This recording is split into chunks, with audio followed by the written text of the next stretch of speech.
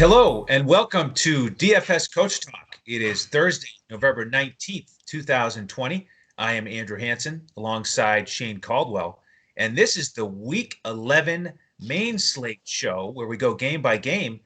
And Shane, I'm excited about this because this is a challenging slate. We don't have a bunch of totals over 50 where we're expecting some big shootouts. So we're going to have to dig in and find an edge. Yeah, I mean, you're not going to be looking at a lot of back and forth. There's a couple like blowout games, but there's not very many teams over-unders over 50 points. And even the ones that are over 50 are kind of, tough matchups. So, yeah, there's some one-sided affairs. There's a few close games, but, nothing super obvious in terms of stacks here. So that does make it more interesting, really digging into the matchups, into the research here. Absolutely, and that's what we're going to do. Before we get into those matchups, in case you missed the big announcement last night on our Thursday night primetime game preview, Arizona-Seattle, we rolled out our best promotion yet at DFS Coach Talk. So we got to mention it again here. It's just terrific. So here, what it is membership with us all winter, all the way until April 1st. So you get the rest of the NFL season, you get the first half of NBA, you get PGA every week, and you get a full match at betus.com.pa if you can make your first deposit there. So if you go make your first deposit there for $149 and you use the promo code Coach Talk, all one word, you're going to be members with us all winter and get all of our lineups. So I'm just absolutely pumped about that, and I can't wait to share that with folks. People are already jumping in. Yeah, it's $149 value that you're getting for free there. So, I mean, there'll be a lot of people that just might sign up for that just and pay the $149, but you might as well just put it into the BetUS and use some of our good research to win some money there, and then get the free membership to roll some of that, parlay that right into your DFS lineups. Exactly. So that's the way to do it. So. Absolutely. So again, with membership, what is it that you get with us? Well, you get full lineups on all these slates, because we can give out a full lineup on FanDuel. So we give out a cash lineup and then 2 GPP lineups for the main slate. And then on DraftKings, we give out the coach's clipboard with highlighted plays and pivots. And we do that for every sport on every slate. So jump in with us there. Take advantage of that amazing offer. All right, Shane. So as we get into these game-by-game breakdowns here, and we look at the lines at betus.com.pa, as you mentioned, not a bunch of high totals. Right now we have 2 games over 50. And one of them here is the first one on the board. It's Atlanta against New Orleans. New Orleans, the 4.5-point favorite at home, over under set right now at 50.5. And oh, by the way, folks might be wondering, how is it determine the order of games that we talk about each week? Well, it's based on, if you just go to BetUS and look at the lines, how they have the games in order. So that's how we do it. Just wanted to share that for a little inside information. And it got me to chuckle a little bit, because as I started to look at this first game, the first player I wrote down as a guy to potentially consider is Winston. And that kind of scared me. I don't want to go into a week and have that guy be the first guy I'm looking at, but he is in the first game, and he is in an amazing matchup because Atlanta, of course, is number 31 against the pass, and Drew Brees is out with that tough injury. So we've got Jameis Winston here in a prime matchup. So what do you do with him? Yeah, I mean, I think he's in play here. He's in the player pool because, you've seen his offseason work, like how hard the guy worked. He seems like he's really focused on a mission. And then you pair that with great coaching and a great scheme and all these weapons around him. I think he's in a good situation. Obviously, at this point of their careers, he has a lot stronger arm than like Drew Brees. He's fairly accurate. He has some accuracy issues, but in terms of having a deep threat, hitting guys deep down the field, like your Emmanuel Sanders and Michael Thomases and those type of guys, and still having Kamara to check down to, and just the weapons that he has here, this should be a good situation. Of course, you don't know what Sean Payton's going to do once they get in the red zone. He might throw his buddy in there, Taysom Hill, and so you don't know how much they're going to run Wildcat versus that. But I think he should be the primary quarterback and get a good run. He's still reasonably priced. And even if he does throw some interceptions, which he's known to do, I don't think it matters. He's still going to get production here. And, of course, he's going up against Atlanta, which is one of the best matchups, of any team, any matchup here for quarterbacks. So he should be in a good spot to succeed here. Atlanta doesn't have that much really of a pass rush. And like I said, Jameis Winston, everything that I've seen in terms of his preparation, he seems like he's matured more. And I think this environment and this coaching staff and being with Drew Brees, he's probably learned a lot, which made him a better quarterback, because we all know he's a great arm talent, and he's very, very talented there. So I think Jameis Winston is fully in play here. He may not be my top guy, but he's probably up there in the mix in the top 5 in terms of quarterbacks to consider this week. Yeah, he is for me too, for all the reasons you mentioned. And he's a good price. And of course, it's DFS, so we can put up with an interception or two. And if it leads to more Atlanta points, well, he's just going to have to throw it more when they get it back. So I do like him here. And I'll pair him up with Michael Thomas. It's a bit of a risky situation because they don't have a lot of history with each other. Thomas still working his way back from injury. He is trending up in terms of targets. So this will be a perfect time for him to really click. And then I want to mention Jared Cook. He has the number 1 tight end matchup on paper. He's had a couple down games here recently, but perfect spot for him to bounce back as well. Now on the other side here, who do you like to bring it back with? I'm kind of looking at Julio and maybe Hayden Hurst. Hayden Hurst is finally kind of getting in a groove. The last 3 games, 6, 5, and 7 catches. And he has the number 6 tight end paper. So those are the 2 guys I'm looking at on the Atlanta side. How about you? Yeah, I mean, there's a lot of cheap tight ends that are good on this slate, but Hayden Hurst is one of them. Yeah, you like his athleticism, run after the catch ability, and he can definitely hit you down the seam with some of those deep shots in terms of 20, 30 yards for a tight end. So he's a playmaker, and I think he's one of the red zone targets as well. New Orleans not great against the tight end this year. So Hurst is in play.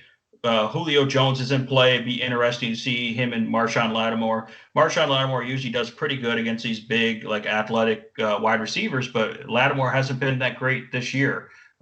He's playing better than I think he did at the beginning of the year, but he's still not great. So Julio Jones can definitely beat him. In Atlanta, if they want to stay competitive in this game, are going to need Julio Jones. And then we have to see what happens with Ridley, whether he's going to come back or not. He's been questionable, that foot injury, and he might play, but I don't know that I would necessarily target him in the first game back with the foot injury here. So, and it's really hard to trust the running backs, of course, because New Orleans is pretty good at shutting running backs down. So, yeah, you can look to the passing game for Atlanta here. And it's nice if you want to stack New Orleans to bring back like a Julio Jones or a Hayden Hurst on the other side. So, yeah, it's a pretty good situation for game environment. One guy I want to mention that I think is a little sneaky here for New Orleans is Emmanuel Sanders at a reasonable price there. I think that he could benefit from the more downfield passing, as he's pretty good at finding those deep spots in the zone coverage, good at beating guys. One, it's Atlanta secondary is bad. So I could see Emmanuel Sanders getting open and maybe actually taking a couple deep shots with Emmanuel Sanders, as Michael Thomas isn't really like a deep shot type guy. He's more of a beat you underneath with strength. So I can see Jameis Winston and Emmanuel Sanders having a good connection, where Drew Brees, it's been kind of on and off in terms of that connection. So that's something that could be sneaky in terms of a big upside wide receiver play to stack with Jameis Winston. Now, speaking of sneaky, we got to talk about Taysom Hill here, because he's in a unique situation on FanDuel. You want to touch on that? Yeah, I mean, he's listed still as a tight end on FanDuel, and a lot of people are talking about this in the fantasy industry. Some people are think it's great, some people are mad about it. But the bottom line is, it's most likely because Jameis Winston, this is his first start, probably. They could definitely rotate Taysom Hill in there more often in the Wildcat. And when you got a tight end that's priced at minimal price at $4,500, you can certainly just punt Taysom Hill on FanDuel at $4,500, and he's a triple threat because he could catch balls, he can run the ball, and he can pass the ball, and he'll probably end up doing all 3 in this game. So if you feel like he's going to get a decent amount of snaps and they're going to rotate him in, I like how they bring him in the red zone in those different packages. So for that reason, you can play him at tight end on FanDuel. And, he doesn't take much and if he ends up scoring a touchdown, he's going to be like a slate breaker if he ends up, getting a touchdown and some decent production here. Seriously, you might never get a better triple threat at tight end, like you said, than Taysom Hill this week. So. Yeah, you don't usually get a tight end, but he might do it. He might. Excellent stuff. All right, game 2 here, Shane. We've got the Patriots traveling to play the Texans. Patriots coming off that impressive win against Baltimore. They are 2-point favorites on the road, over under here at 49, so just under 50. And on the Patriots side, we've got Damien Harris in an awesome spot here. Texans number 32 against the run in terms of yardage per game allowed. The only asterisk here is Sony Michel is trending on coming back. He's still questionable, and we don't know if he's activated, if he'll get action or not, or to take away from Harris. But man, Harris looked good against Baltimore. Would you consider putting him back in your lineup here on the main slate? Yeah, I mean, I think he's in play even if Sony Michel comes back. I don't trust Sony Michel. I don't think the Patriots do either, really. So definitely, I'm impressed with the New England offensive line. You know, they got some young guys and some veterans, and just their ability to create space for these running backs and dominate the line of scrimmage is really impressive. So that's the strength of the team, is in the trenches there, at least on the offensive side. So I like that, and I like Damien Harris is a strong back. He's really good in between the tackles. He has burst. He can break tackles. So yeah, he's in a good spot. And this would seem like they are favorites on the road. That would seem like the best game plan for them. I know Houston is getting Bradley Roby back, so a slight improvement for their pass defense, which means you still continue to attack their weakness, which is the run defense here. So when you combine a bad run defense and a really good run blocking offensive line, this is a bad matchup for Houston in terms of that. So that's the way they're going to get this win. And then they mix in the occasional pass. So I could see Cam Newton definitely getting some rushing yards here as well. So you just got to hope that Damien Harris gets the rushing touchdown instead of Cam Newton, because that's the only thing that always happens, is Cam Newton so good at those rushes inside the 5-yard line. But yeah, Damien Harris definitely, I think, is a good play here. And you could play Cam Newton, because I think they could still run and, of course, pass against Houston. If Houston is good enough, I think, on offense to score on New England, because that New England defense isn't a shutdown defense. So that could create a game environment where Cam has to pass, and he's getting pretty good rapport with, Myers and, Bird and those guys. So he could pass a little bit, get some production, and get like a rushing touchdown like he's been doing.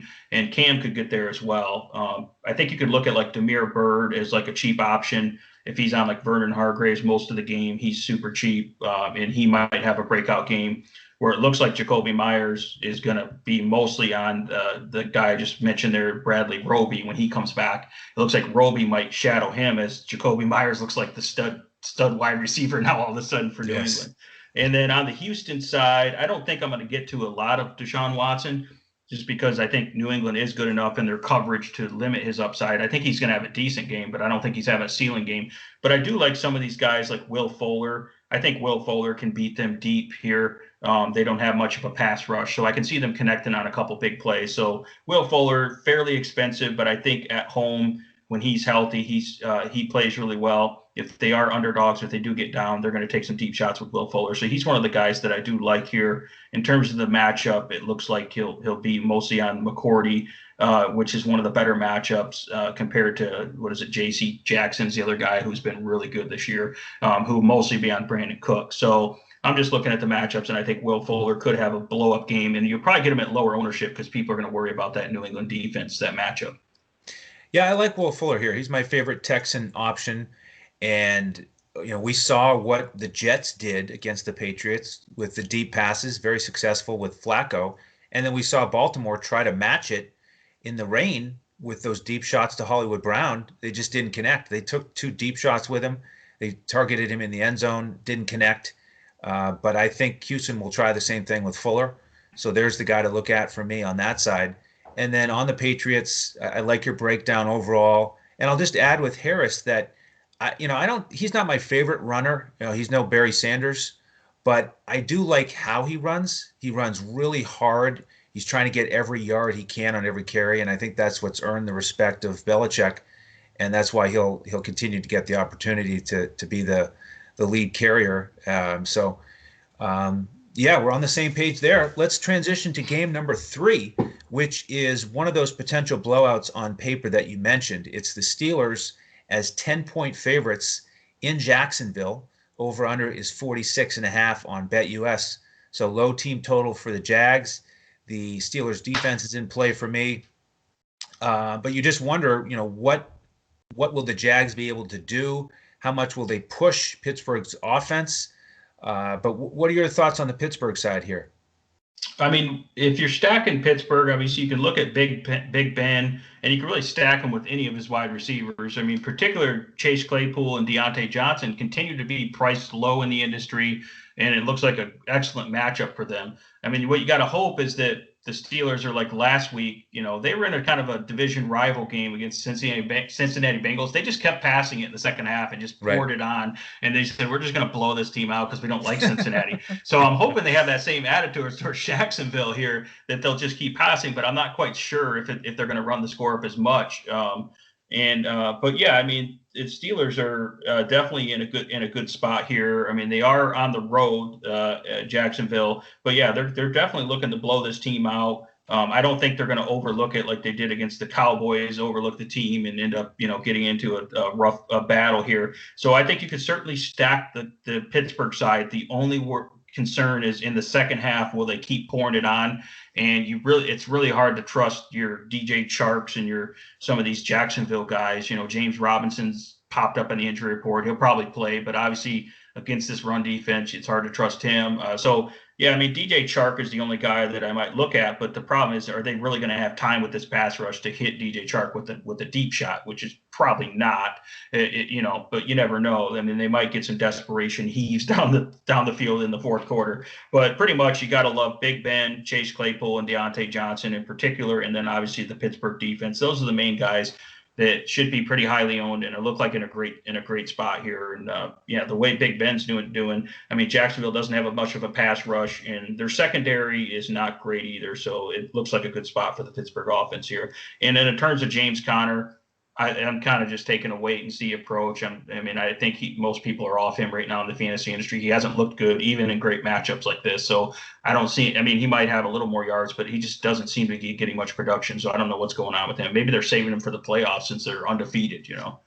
Yeah, he doesn't look to have quite as much burst, and he hasn't gotten quite as much volume, and so I am concerned about him as well. Plus, the Steelers are going to play on Thanksgiving, so why would you run somebody like Connor into the ground with 20 plus carries, especially if you're winning easily in the second half? I mean, to me, it could be a GPP game for Benny Snell. They could get him in the mix here. The problem is that Pittsburgh's not one of those run by committee type teams, and Tomlin likes to feature one back. So it's just one of those tweener games for me where it is really hard to evaluate how they're gonna approach it with the game coming up on Thursday. So for me, yeah, go ahead. Go ahead. I'm just thinking, like, as you say that, because I'm already worried about a blowout, and I'm worried about in the second half is the passing game. Are they going to get much passing volume? If you think about it, if they do get up, let's say by like 20 points, which is a likely scenario here, then do they actually take Claypool and like Deontay Johnson out of the game, like have them run less routes and just run the ball with like a backup like Benny Snell or something? That's right. So to your point, I think that because they have such quick turnaround on Thanksgiving, and that's a huge game on Thanksgiving against Baltimore, a big division rival. They could load manage some of these guys, and even in the passing game. So that's where it does make you a little nervous here, is they're not going to have to pass probably in the second half. Right. I mean, their defense might score, some points. Yes. Really. They might score more than some of these offensive guys. So that's what I'm looking at. That when you say that, I'm thinking about, okay, is this passing game even going to take a step back? Not just James Conner in the second half. That's the one challenge with these matchups, and there we have a couple of them where a team is likely to be dominant and they can beat them with the run or the pass. So if you're playing one lineup, you really just have to pick and choose and take your best shot, or you can just play the defense, which I might do here. I might play the Steelers defense a bunch and stay away from some of these position players and look to guys in other strong matchups later in the slate. So let's transition to game number 4. Interesting battle here. We've got the Titans against the Ravens. Ravens are 6-point home favorites, over under 48.5. Ravens coming off that tough loss against the Patriots, and they're in that same situation as the Steelers with the game coming up on Thursday. And then on the flip side, we've got the Titans coming in with a little bit of a mini bye because they played on that Thursday night game against Indianapolis. So here's my question for you on this game. It's Derrick Henry. Now, we always respect the Ravens' run defense here, but we saw what the Patriots did to them last week. And with a few extra days of rest for Henry, I kind of like him as a pay up GPP option here. So I'd like to get him in some lineups, but what do you think? I mean, the good news for Tennessee is in terms of Henry's output is he's going to get a ton of carries because you're not going to be able to pass on Baltimore a ton. They have a pretty good pass rush and obviously excellent secondary. So you're not going to be able to just pick them apart there. So you're going to have to go back to what they want to do anyways, which is pound the rock when they get into November and December and talk about every week. Derrick Henry, that's time for him to eat. And yeah, this is a tough AFC battle. Two really good teams here, but they are big underdogs here. 6-point underdogs on the road. Yeah, they've had a little extra rest, but I just don't like the Tennessee offensive line in terms of creating enough holes and enough space here. I don't like the matchup of the Tennessee offensive line versus the Baltimore defensive line and their linebackers. So that's what makes me a little nervous here is, yeah, Derrick Henry is, a big guy and he can break tackles, but Baltimore really is, they tackle well. They set the edges, they really fill in those gaps there. So I just don't think it's a good matchup being that they're underdogs. And you just don't know if they're going to put one of the receiving backs in to try to do a hurry up if they get down. So it's a little hard to trust Derrick Henry here. So he is contrarian. I think that he could potentially have one of his big games. And obviously he's always their goal line back. But in general, I don't love the matchup here as Baltimore can shut you down in pretty much the pass and run game. I just don't like how Tennessee's offensive line matches up here. Do you like anyone in this game?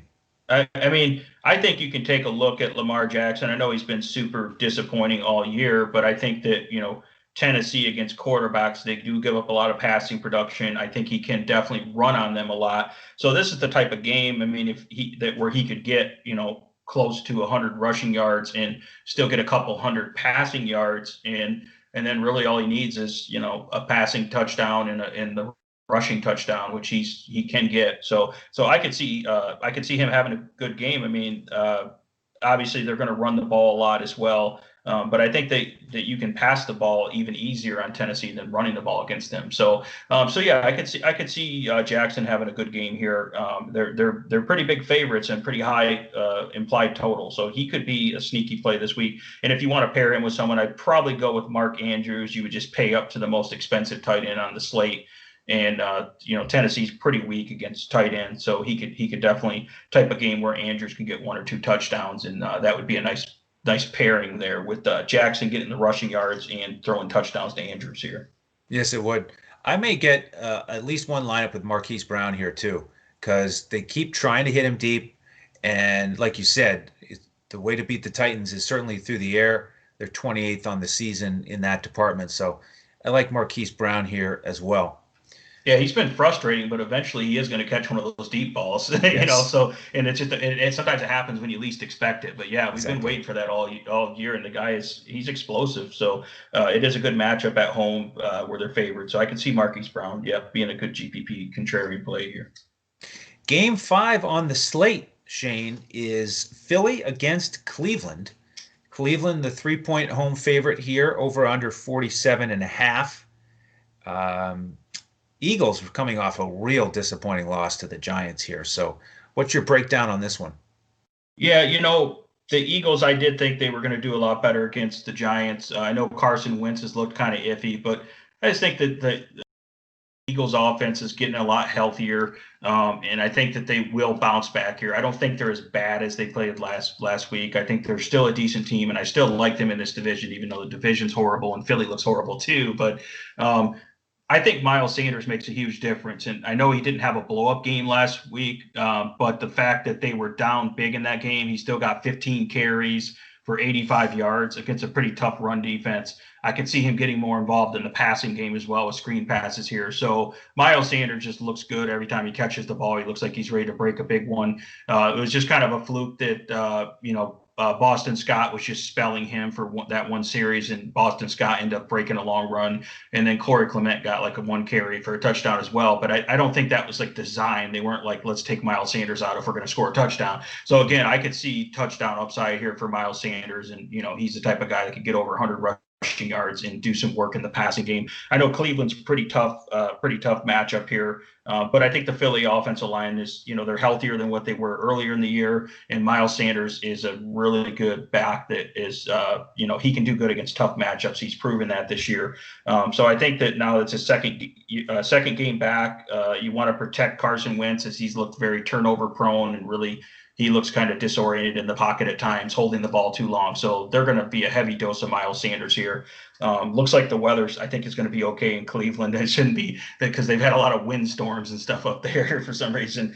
So yeah, I think I could see Miles Sanders looking good. Other guys I like on Philly, I think Jalen Reagor looks really good for a rookie, and I think he's just going to get more and more targets. So if you just want like a GPP guy that's super low owned, he's a big playmaker. So I could see him. Some of these Cleveland secondary is pretty bad in terms of coverage, so he could beat them for a big play. I could see that happening. And then you could look at Dallas Goddard. He's really cheap on DraftKings at 3,800 for a guy that's also a big part of this offense. And I know he didn't have a blow-up game, but he's getting consistent targets and another good matchup against Cleveland here, or against tight ends. So I like Dallas Goddard for the Philly side. And then when we get to the Cleveland side, I think Nick Chubb is in play. I know he kind of splits with Kareem Hunt, but Nick Chubb is just so explosive and so good in the run game. Cleveland is favored at home in this game. So if they get up, I think there's going to be a heavy dose of Nick Chubb here. And I don't think he's going to be running out of bounds at the 1 yard line this game, which is weird. I'm not sure really why he did that, because they would have been up by like 10 points at that point. I don't think, but I guess they just wanted to run the clock out. So I like Nick Chubb here as well. He's pretty expensive, and I know he's splitting work, but I think he's still in a good spot. Philly's decent against the run, but I think you can still definitely run on them more than in the past. And then the other guys that are kind of under the radar for Cleveland would be like Jarvis Landry. Hasn't had a big game since Odell Beckham is out, but he's in a good matchup in the slot here. Against a pretty weak secondary in Philadelphia. And then you got also Austin Hooper is back, and he should get quite a bit of passes as well, and he's pretty cheap. He's a guy that could have a big game here as well. So yeah, there's some decent plays in this game, but overall it looks like not a super high scoring game. Yeah, I think this one could get a little bit ugly and be muddied up by some of these timeshares, really. I mean, I like the spot for Chubb, but, the split carries, like you mentioned, last week he and Hunt both had 19 carries. So that's a little bit challenging because their prices are pretty significant. Okay, they're not cheap. And then you mentioned Dallas Goddard, good matchup for the Philly tight ends, but, Rodgers is right there. He got 4 catches last week for 60 yards. So if they're going to split it a la Ertz and Goddard, between Goddard and Rodgers, you may not get that ceiling game. The one guy I think I like the best that you mentioned is Hooper. It's a number 4 matchup against tight ends on paper. And I think we should just ignore what happened last week in that weather game where it was low volume passing by the Browns. So I think you could go to Hooper, and we're certainly searching for that on this slate is a viable tight end. So I think he fits the bill there. All right, Shane, game number 6 is Cincinnati against the Washington football team. No line currently available. I want to ask you about the Cincinnati running game to start with Giovanni Bernard, because right now it looks like Mixon's going to be out. We are recording this on Thursday. And, Bernard flopped a little bit last week as chalk. I'm ready to go back to him, though, because it's a good matchup on paper here. And if you looked at what your boy Deandre Swift did to Washington last week, he did a lot of his production catching balls out of the backfield. He caught 5 for 68 for a touchdown. And we know that's Giovanni Bernard's real specialty. So I like him here in a bounce back spot at a pretty reasonable price. Yeah, I mean, I could definitely see Burrow checking down if he's smart, because that's a tough pass rush that Washington has. So definitely checking down to Giovanni Bernard and getting him one-on-one with these linebackers for Washington is a good idea, because DeAndre Swift was getting in open space and really making guys miss, which Giovanni Bernard, for a veteran guy, has a similar type skill set. And they should be able to open up some lanes in the running game as well. Washington's decent against the run, but they're not completely shut down.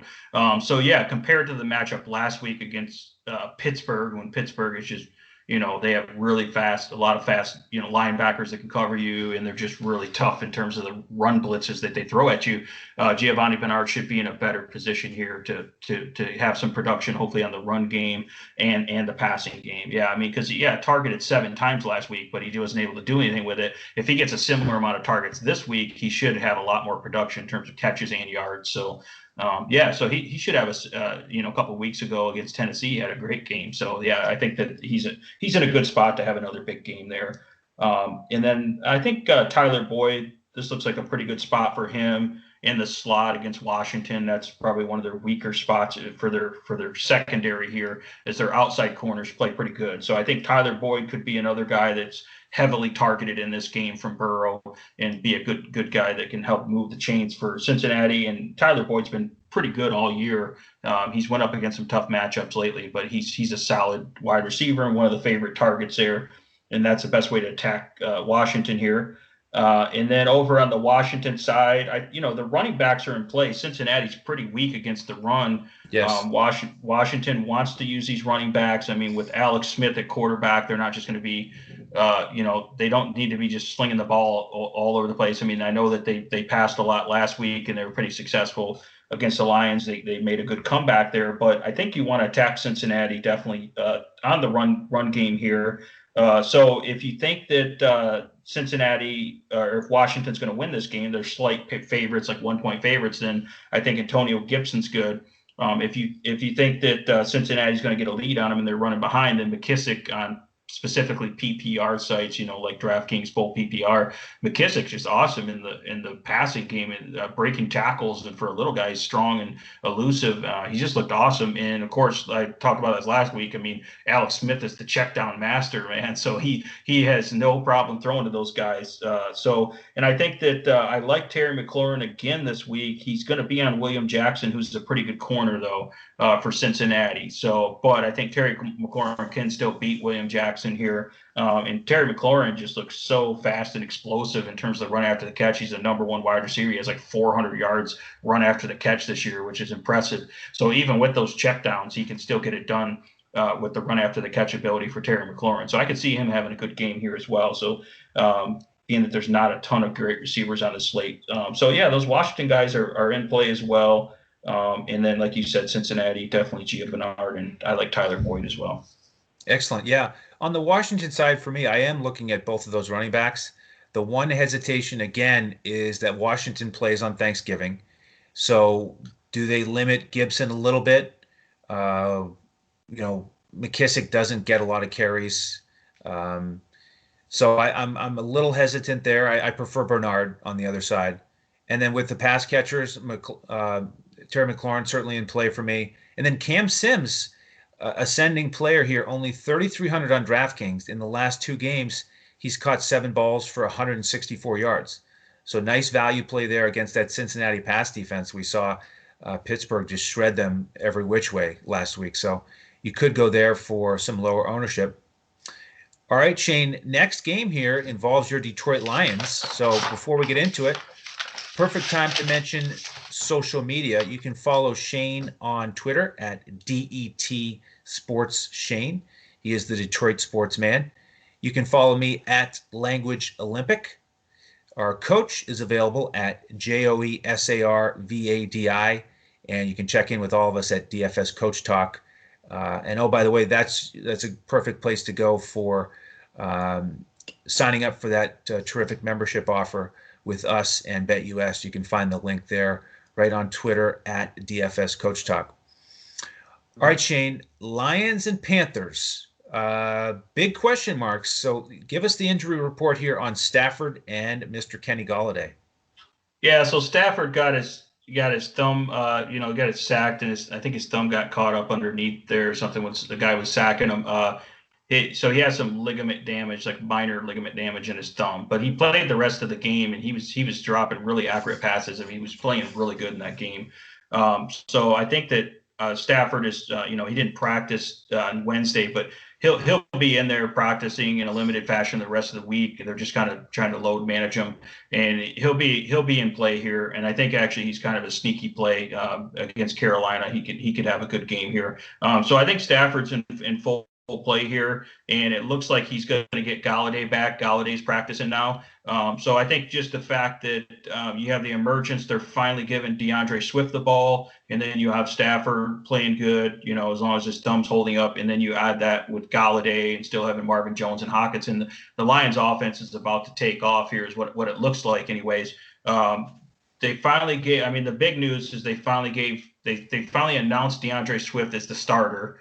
So that was a big deal. It's like they talked to Adrian Peterson and said, hey, the old guy, you're going to have to take the back seat here, which I think he's fine with that. So Swift is obviously the most talented, and he's one of the most versatile running backs that I've seen in terms of being able to be power between the tackles, be able to break tackles, to be quick in short space, to have long, pretty good speed, and be able to catch the ball. He's one of the most versatile backs. So I can see why the Lions took him in the second round over guys like Jonathan Taylor that I thought at the time looked like a better pick. And now at this point, DeAndre Swift's looking like one of the best overall running backs. So he's a true 3-down back. He can do everything.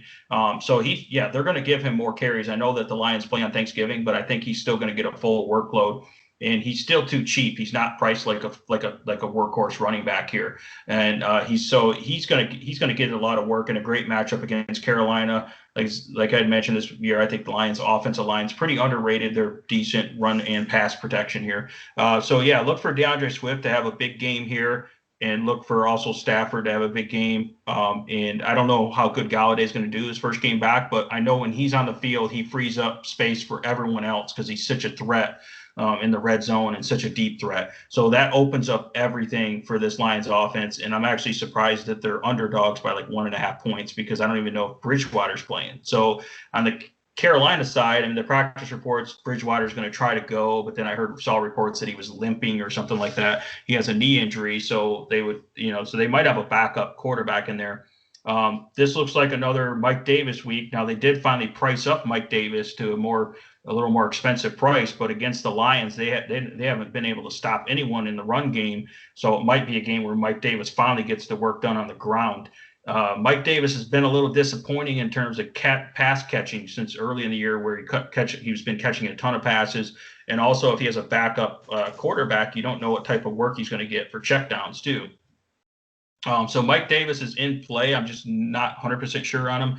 I think the Lions could actually be up, and Mike Davis just doesn't seem to be getting a lot of catches lately, but he can certainly get there against this Lions defense. And then DJ Moore, I think he's set up for a pretty good game here. Really any of the Carolina receivers, but I think DJ Moore specifically, his skill set in terms of run after the catch and big play ability, the Lions don't match up well against him in the secondary. So I can see him definitely getting wide open. So again, you still have to look at, is Bridgewater playing, or is it PJ Walker? Is that his name? The backup? Yeah. So we'll look. So you have to look at the Bridgewater news. That's going to have a lot to do with this. And I can see this line is probably going to end up moving. But I think that the Lions they're on the road. Carolina has been impressive in terms of how young the team is, how well they played. But I think the Lions are peaking right now. And with all their weapons back, the Lions offense is going to roll. And the defense is just going to play slightly better, which is all they need to do. I know the defense has been horrible. They just need to play a little better, because I think Stafford and the Lions are going to put up a ton of points on Carolina. Yeah, I hope that Stafford and Golladay and play, so we get these offenses at near normal strength, and we can kind of predict the game flow a little bit better with more confidence. And if so, the guy I am going to zero in on is your boy Mike Davis in that great matchup. And I know that he has disappointed here recently, and he had a bit of a down week last week as a chalk value play against Tampa, but that's a terrific run defense. And he got hurt in the middle of the game. He hurt his hand. So he was out for a while. I didn't think he was going to come back. And, he got back, and he did okay, given the fact that he missed that much time against a tough run defense. So I think he's going to bounce back here. And we know how high his ceiling can be catching passes. And look at what McKissick did last week against Detroit. I mean, you mentioned Alex Smith checking it down to him. He targeted him 15 times, and McKissick caught 7 for 43. So, Davis can have he doesn't need 15 targets to smash value, and I think he's in a good spot here. So I'm going to get some Mike Davis for sure. All right, Shane, the next game is interesting because it's the 0-9 Jets against the 2-7 Chargers. And normally you don't see a 2-7 team favored by 8.5 points, but that's what we have here on BetUS in a total of 47. Chargers have really lost some tough games here, some close ones. So great spot here against this terrible Jets defense. So we have some exposure to the Chargers offense. Yeah, I think you almost have to get some exposure. This is looking like a blatant mismatch. And, it's kind of interesting how the Chargers have given up big leads this year and lost a lot of close games. And they've been a pretty good team for whatever they're 2-7, like you said. But I think that's good because that means that they'll continue to keep passing and pour it on, like we were talking about with what we were hoping Pittsburgh may or may not do. So the fact that Herbert has a great matchup here, the way you attack the New York Jets is through the pass game. And Herbert, I love how he runs the ball and he's great at passing. And then the Jets, they cut Pierre Desir, one of their corners, who was really bad. So they're bringing up more backups. And then their best corner, nickel corner, Brian Poole, who's been really good this year, is out now, injured. So that means it's Keenan Allen time. It was already Keenan Allen time basically before that. But when you take their best corner out that was supposed to cover him, who was a good corner, and now you're going to have a bunch of backups in there going against Keenan Allen. So this is an absolute disaster for the Jets, and it's money time for the Chargers. So I could see the Chargers having a huge ceiling game here, and that's what you need for DFS. So fire up, Herbert and Keenan Allen, and I like Mike Williams just because the Jets can't cover a big, fast guy like that. On the outside, they give up a lot of big plays, and Herbert is sure not shy taking deep shots to Mike Williams and targeting him in the red zone. His ability to go up and high point the ball is really good. I mean, narrowly missed a touchdown last week here. So I think that definitely can fire up this passing attack for the Chargers. If you want to get some exposure at tight end, Hunter Henry should be in play for a good game here as well. I don't think I'm going to go with the running game as much. I know they have some backup guys in there rotating them. The Jets are a little bit better, competitive against the run, but you can really exploit them through the pass. So I don't see any reason really to target these backup, running backs for the Chargers. So Herbert can run though himself, which is nice. And then you can look at the Chargers defense going there. They're looking like a pretty good play as well. They can definitely do some damage here. And if they get up really big, Flacco might get a little desperate and throw some pick sixes and those type of things. So I'm hoping that the Chargers just pour it on and just keep passing so that they don't have any chance of the Jets coming back since they've lost games and they just blow this team out. That's what I'm looking for here. That's what they need to do. And if you remember, that's what the Chiefs did against the Jets.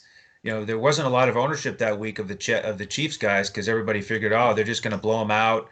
It's going to be spread out. But, I mean, Mahomes just lit them up. And you're right. The Chargers need to do that. They need to put the pedal to the metal and finish one off. So if they follow that script, it really could pay off here with Herbert. Three targets you mentioned. I like all those guys, all those spots. And the defense is in play for me as well. Jets are last in yardage, last in points. I don't see that changing much here this week. If you were going to do a game stack here, I think the one guy I would look at is Crowder because the pass catchers on the outside, haven't been very successful against the Chargers. You can get a little bit of production with the slot receiver. So Crowder would be the guy to run it back with there. All right, Shane, 3 games to go. The next one is Miami against Denver. And injury news here is that Drew Lock is questionable for Denver. So Miami is looking like a potential defense that we could use. And they've got a running back now that we could potentially pair with that defense at a low price. It's Salvon Ahmed, who last week, 21 carries, 85 yards, and a touchdown. He's a very reasonable price. And we saw what the Raiders did to the Broncos on the ground last week. So what do you think about Ahmed and the Dolphins defense here? Yeah, you notice that the Chargers just keep getting more and more injuries to their defensive front. I talked about that last week. Yeah, the Broncos. I mean, I was still thinking about the Chargers blowing out the Jets there. The Broncos have been really weak on their defensive front. And they lost Jarrell Casey, one of their best defensive tackles. So then the Raiders went out there and pounded the ball on them, as I talked about last week in the podcast, and Jacobs had a huge game. So Miami wants to do the same thing here. They don't really want Tua to have to be running around, slinging the ball everywhere. And Denver's typically better against the pass right now. They used to be good against their run, but now they're just so injury. They're so decimated. So Ahmad looks great here, and he's super cheap. And he got over 20 carries last week for 21 carries. So if he gets anywhere near 20 carries in this game against a pretty good matchup, Miami looks like they're finally getting this offense going in terms of the running game and the run blocking. So yeah, they look really impressive. They're on the road, but they're favorites here. So the game script looks good. You could actually play.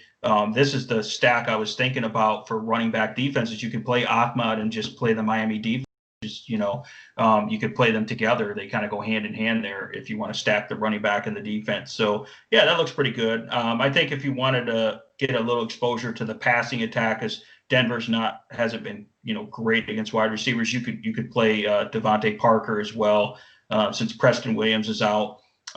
He looks like he's in a good spot here. And then also Jakeem Grant is near minimal price, and he's been getting targets, and he's a really fast, explosive little quick athlete. He's small, but he's really strong. So he's a guy you can get at minimal price here as well. And, I think he can certainly produce in the slot here for those over the middle type passes. So he's another guy, Jakeem Grant, that I like for Miami. Yeah, nice breakdown.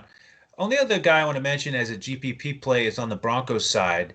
And if Locke is healthy and you want to look at one of his receivers, Hamler got 10 targets last week, only caught 4, but for 50 yards. And he plays 61% of his routes in the slot. And we've been targeting Nick Needham all season for the Dolphins. So you could go with Hamler at only 3,600 on DraftKings there if you want. All right, Packers and Colts. Shane, and this is interesting. The total's at 51.5 on BetUS. Right now, the Colts are 1.5 point favorites, but the Colts have a very good defense, and I'm trying to figure out where all these points going to come from. So, what are your thoughts on this game? Yeah, I mean, normally every week we're looking at Aaron Rodgers is having a great year, and you're looking at we're gonna get exposure to Devontae Adams. And you could say, well, they'd probably get Allen Lazard back in the mix, so the offense looks great, and then they have good running backs. But against Indianapolis, I mean, they shut down just about everything. So I think Green Bay is good enough to score against them and make it interesting, but it just doesn't seem like it's going to turn into a shootout here, to a high-scoring game. It seems like more of a slower-paced, defensive, grinded-out game. I think Green Bay's, defense can cause some issues in terms of the pass rush against, Phillip Rivers and limit them. Obviously, Indy's going to try to slow the game down and try to run the ball as well with, they're going to throw out their committee of running backs. So, yeah, it's not a game I want to got a lot of exposure to. Probably not a lot of exposure on the Green Bay side because of the matchup here. But on the Indy side, I mean, I do like Michael Pittman coming off his career best game here. He's looking to be the number one target, and Green Bay's pretty weak in the secondary. Michael Pittman's he's a big athlete, and I think he's definitely a good playmaker. And then it comes back to the whole Jonathan Taylor discussion. The only reason I have to bring him up again this week, because I'm sick of talking about him, really. It seems like every week I'm like, hey, Jonathan Taylor could have a breakout. This guy's really talented. And then they give Jordan Wilkins 18 carries, and Naheem Hines catches a pass, couple touchdowns through the air. But Jonathan Taylor's price has finally went down to where it should be, super low. So my point is, after they have a little bit of a half bye week, they were playing on Thursday Night Football. Jonathan Taylor, if he was injured and they weren't really telling us, maybe he's more healthy now and they finally are ready to give him some work. This would be the time to do it. In a tough defensive battle, you can run the ball up the middle between the tackles against Green Bay. They're pretty weak against the run, but they've been decent against the pass. And that's the strength of your team, is your offensive line with Indianapolis and these big running backs. So, Jordan Wilkins has looked okay, but he's not great. I mean, Jonathan Taylor still looks like the best early down back. So maybe they do all of a sudden give him carries, and he's cheap, and he can get touchdowns, as he's proved too. So that's why Jonathan Taylor's still in play, but I don't really love it because he's disappointed many times this year, and they haven't proven they want to give him the ball. But there might be a game eventually where they give him a decent workload. Yeah, this could be it. And I'm still kind of chuckling at your phrase there about, Indianapolis bringing out their committee of running backs, and it is what it is what they do. It's like, here comes our committee, our three. Yeah. We've got 3 members in the committee, and they're here to run the ball and catch it. and Yep. we don't really care if it affects fantasy or not in a negative way. And there are unfortunately are a few teams in the NFL like that, and Indianapolis right at the forefront. But the only little edge here that I think we might have is just really thinking about the schedule and where we are in the season, the context of what was the last game, what game are we here, what's the next game. And if you go back to that Thursday night game, it was a Thursday night game. So they just played on Sunday, and Naheem Hines only had like 4 touches. And then on that Thursday night game, it was his birthday, and they featured him on short rest. And so now we've got 10 days of rest. And so maybe this is finally the time that that Jonathan Taylor gets the lead. So I like it here as a GPP play because we can't trust it. And I certainly like some of these other guys that we've mentioned on DraftKings in that same price range. Bernard, Harris potentially. So he's definitely not going to be in my first lineup, but I could see him working out in GPP for sure. All right, Shane. Before we get to the last game, just want to mention a quick request here. If our listeners are enjoying this free podcast, we certainly would appreciate it if you're on YouTube, if you'd give us the like.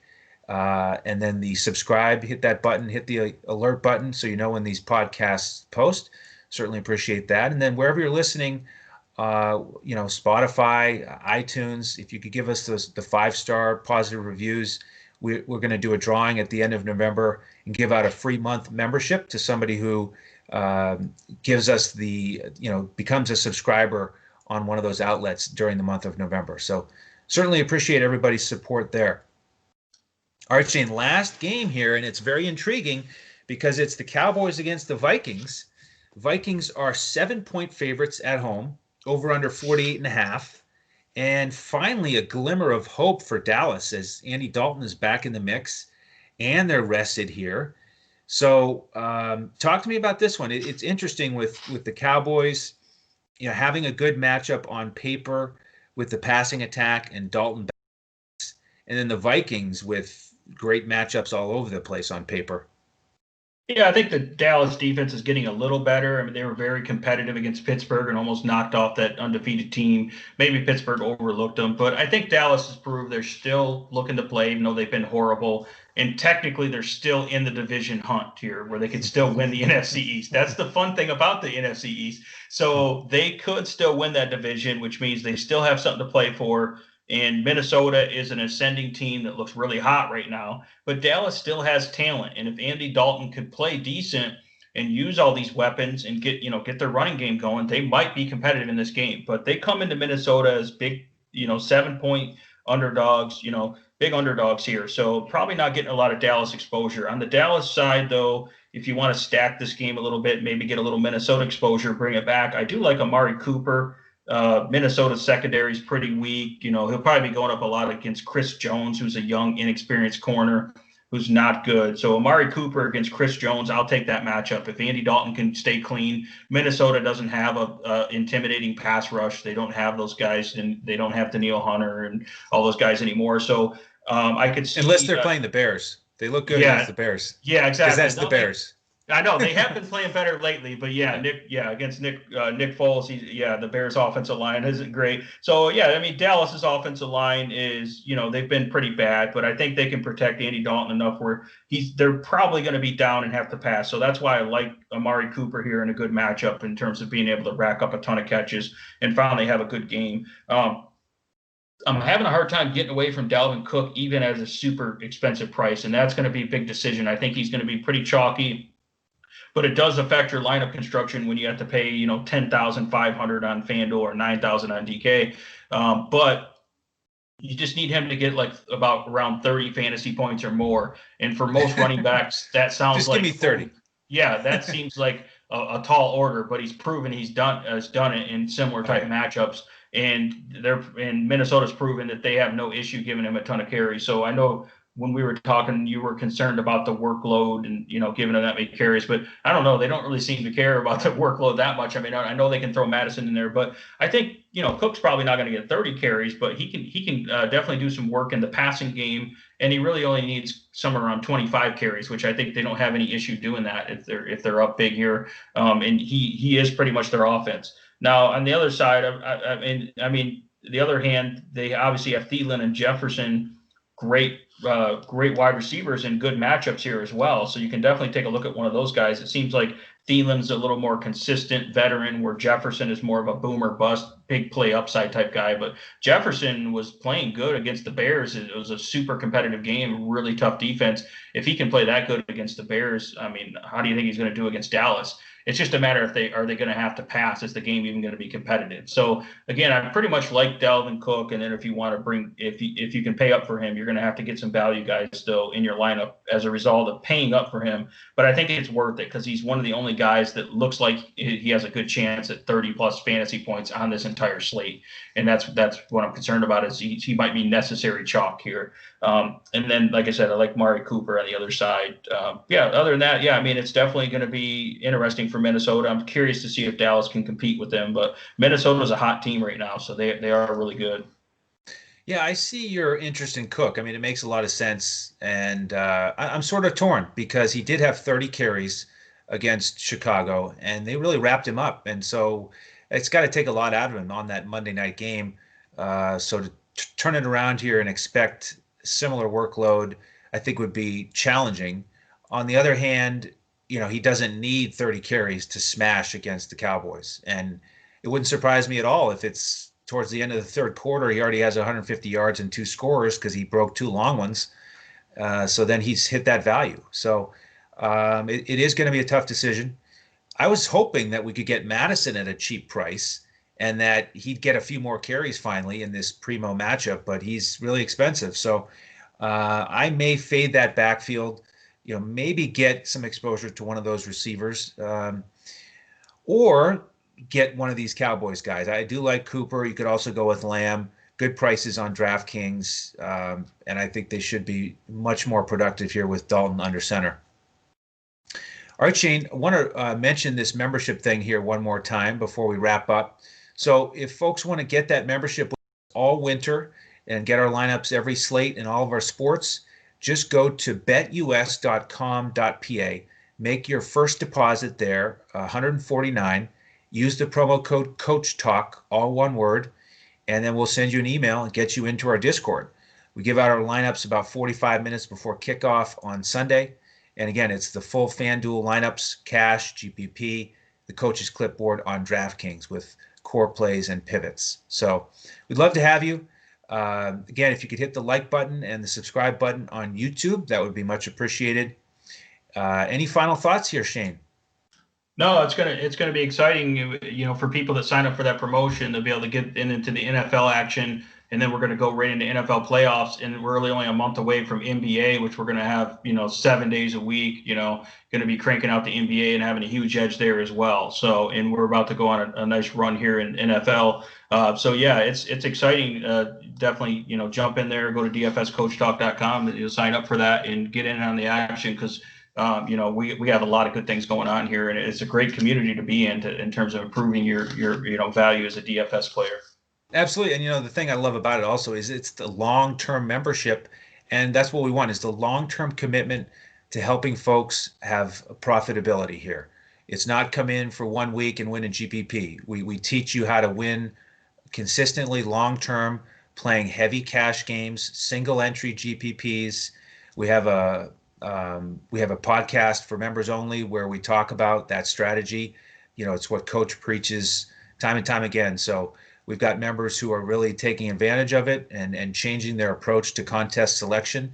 And if you come with us all the way until April 1st, you're going to hear us giving you feedback on that throughout the winter in every sport. So certainly invite you in. We'd love to have you join the family. So that's going to do it for today. Great work, Shane. On behalf of Shane Caldwell and the rest of the DFS Coach Talk team, I'm Andrew Hansen. Thank you so much for joining us.